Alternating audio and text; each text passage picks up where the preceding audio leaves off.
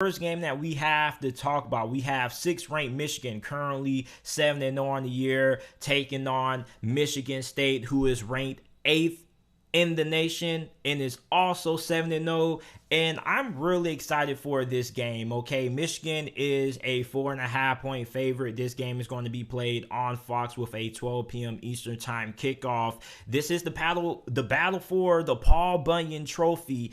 And when you look at Michigan, Jim Harbaugh has pretty much been coaching for his life this year. Like, he's done a really good job with this Michigan football team this season. And you got to think about all of the hot seat talk that he had going into this year. There were a lot of Michigan fans who wanted him gone. And so far, he has produced. But I'm wondering, what will happen if Michigan loses this game and they suffer their first loss of the year? What is the fan base going to think of it? And what is going to be the national media perception?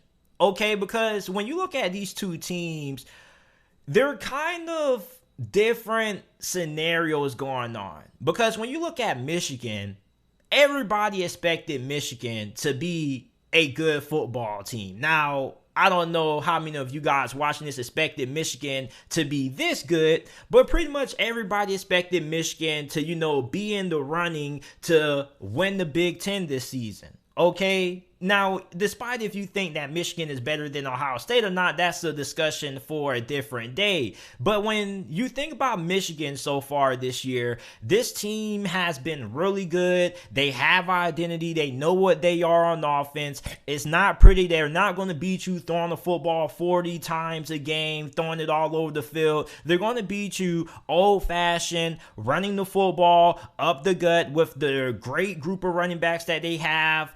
And they play great defense. Meanwhile, when you look at Michigan State, led by head coach Mel Tucker, he has had one of the fastest turnarounds that I have seen in a while. And this is the first true test for Michigan State this year. Now, think about Michigan State, because we talked about Jim Harbaugh and what the expectations were for Michigan this year.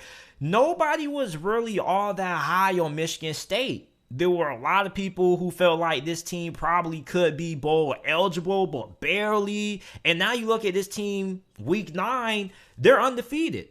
And if you were to tell me that Michigan State was going to be 7-0 this year before the season began, I would look at you and tell you that you're crazy. I'm pretty sure Michigan State fans didn't even believe that this team would be that good. But when you look at Mel Tucker, he has had his hand in the transfer portal a lot, and it's been paying dividends so far.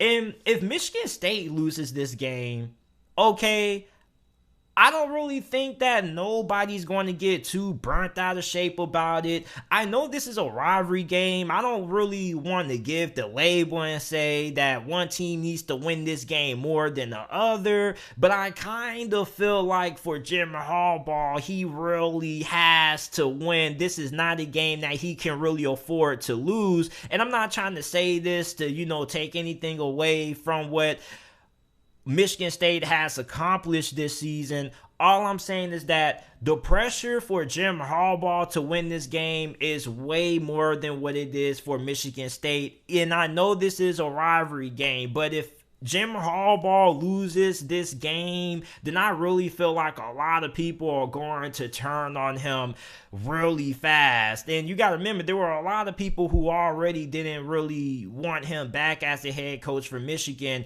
But so far, he has delivered. And also, Mel Tucker right now has the LSU rumor swirling around with their head coaching vacancy about to be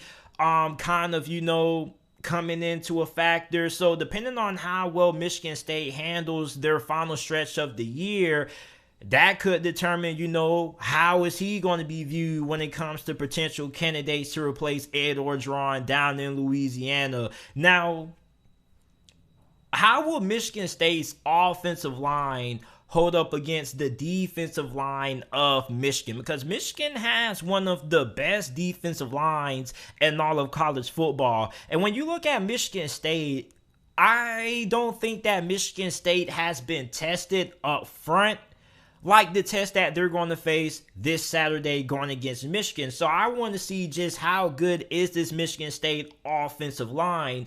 Now, a common thing that I've seen from Michigan State fans and Michigan fans when it comes to criticisms about Michigan State's offense is the fact that this is an offense that a lot of people feel is overly reliant on big plays. And I definitely understand that, because I don't know if a lot of you guys watch the NFL, but I'm a big NFL fan as well. I also talk about NFL a good amount on this channel. But Michigan State kind of reminds me a lot of how Seattle's offense was last year. They weren't really all that great on third down. They were pretty much only moving the ball based on big plays. And there's nothing wrong with that. You know, there's nothing wrong with being a super dynamic offense. Michigan State has a lot of weapons on offense. You have quarterback Peyton Thorne, who's thrown for 1,701 passing yards, 15 touchdowns, only 4 interceptions. You got Kenneth Walker, who has ran for 997 rushing yards on the year. He's averaging 6.6 yards per attempt. A lot of people view him as a Heisman contender. You got wide receivers Jaden Reed and Jalen Naylor. So I mean, like, there's a lot of explosiveness on this Michigan State offense, but you definitely do have to understand at the fact that this offense is a little bit more reliant on big plays than what you will like. And my biggest question for Michigan State in this game is going to be, how efficient is this offense going to be? How efficient are they going to be on third down? How efficient are they going to be in the red zone? That's my biggest question, especially when you're going against a defense that's as good as Michigan. Now, Michigan State, their defense, a lot of people Michigan fans, you know, when everybody talks their trash and stuff like that, something that I've seen a lot of Wolverine fans point out is that they look up the stats and they say, Michigan State's defense is awful. They're 89th in yards per game allowed. They're allowing 423.2 yards per game. And that can be a misleading stat, okay? And I tell people this all the time. There is more than one way to have a good defense in football. Now, you have the defense that's just good all around. They don't give up a lot of yards. They don't give up a lot of points.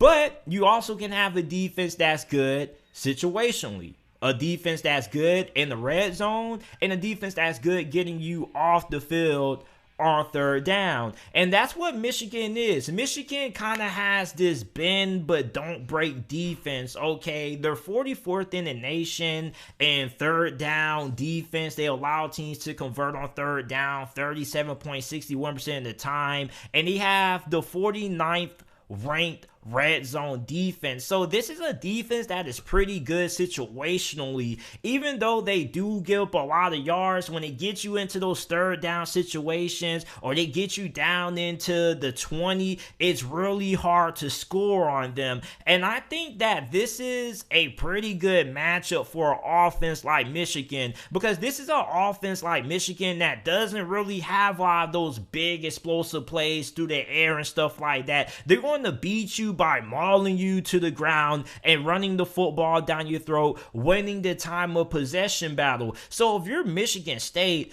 okay, Michigan can do whatever they want to, but when they get inside the red zone, that's when things can get a little bit tricky, because then if you can stop Michigan from scoring touchdowns and they only come away with field goals, that can be really critical, because Michigan's a team that eats up a lot of time off the clock. So I think it's really important that if Michigan State's defense continues to dominate in the red zone or continues to be effective in third down situations, that could really pose a disadvantage and a mismatch to that Michigan offense, because if you're going to eat up a lot of time off the clock, you normally want to have touchdowns, okay? Now, points are still points, but at the same time, you know, you kind of want to maximize, your drives, because I don't really think Jim Harbaugh wants to go into this game and, go into the red zone and they're only coming away with 3 points, because these are two teams who are really scrappy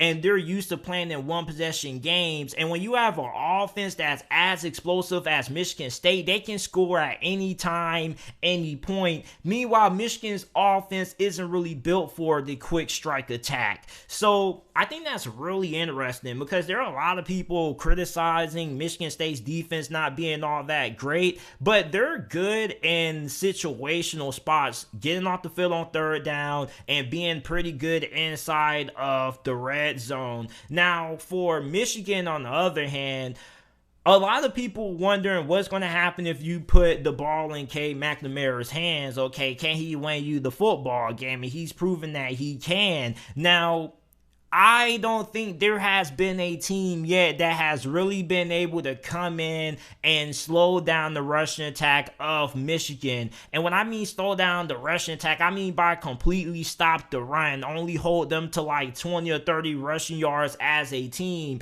Well, you look at Michigan, who currently has the 4th best rushing attack in college football. Michigan State has the 20th best run defense in college football in terms of your rushing yards per game allowed. So is Michigan's run defense, Michigan State's run defense, going to be able to show up and slow down that rushing attack of Michigan? Because I believe that if you're able to hold Michigan to less than 100 rushing yards as a team, or less than 120 rushing yards as a team, I would count that as a victory and force Michigan to beat you throwing the football downfield. And yes, Michigan fans, before you start barking at me and say, oh, JTK McNamara can win us the game and blah, I understand that. But you see, if you stop the run game of Michigan, then you force Michigan off their game plan. Michigan doesn't want to have to beat you throwing the football. So whenever you're able to throw a team off what they like to do,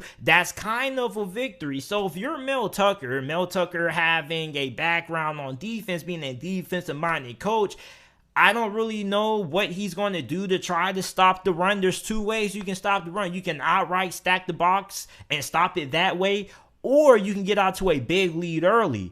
Because if Michigan State goes into the third quarter with a 2-touchdown lead, then you kind of force Michigan to kind of have to not really completely abandon the run game, but they're probably going to have to throw the football a little bit more than what they would like to. Okay, so the team I'm going to take to win this game, I'm going to take Michigan State. And this is why I'm going to take Michigan State. I'm going to take Michigan State because I really like this offense. Okay, and although Michigan does have a really good defense, I like how this offense is able to score at any point of the game. So even if Michigan is able to control the clock, let's say Michigan goes on an 8-minute drive and Michigan State only gets the ball with 2 minutes less, Michigan State can still put up points because of how this offense is equipped. There are a lot of playmakers, and even if Michigan State's offensive line isn't able to match up well with Michigan's defensive line, they still have playmakers who you just have to give them the ball in space, and all they just need is a little crease, and they can take it to the house. So this is an offense that's really electric, really explosive. All you really have to do is just get the ball into one of these playmakers' hands, and they're able to make something happen. And this is also a balanced offense that Michigan State has. They can beat you through the air and they can beat you on the ground as well. So you don't really have a one-dimensional offense. So I'm going to take Michigan State to get the upset. I think they win this game 27-24 is my final score prediction in this game. I'm taking Michigan State.